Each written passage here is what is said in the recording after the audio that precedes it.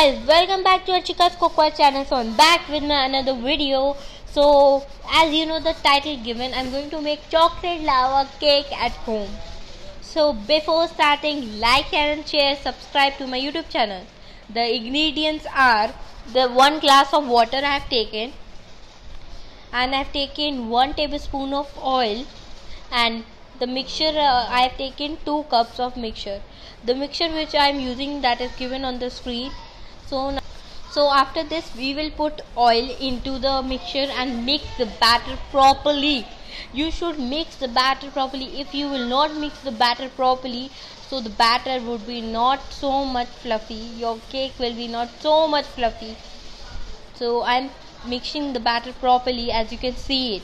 And now I'm taking a glass of water, and the ratio I will take of the which glass I've taken of oil. So I put the left oil into the mixture, and I will put some water, and the leftover water we would be not requiring. I have put at least 2 big tablespoon of oil.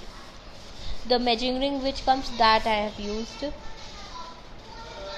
So the batter is very nicely mixed up, so it's ready. Now we would be putting the batter into the molds.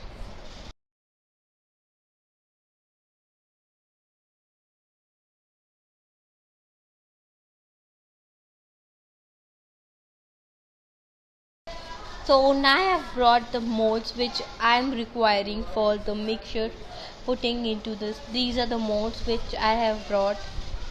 These are muffins molds. We will use that mold. You can use any molds which you like, but I'm using muffin molds. So I'm greasing it with the oil. After greasing, we will put the mixture, that is chocolate lava cake mixture, into the mold.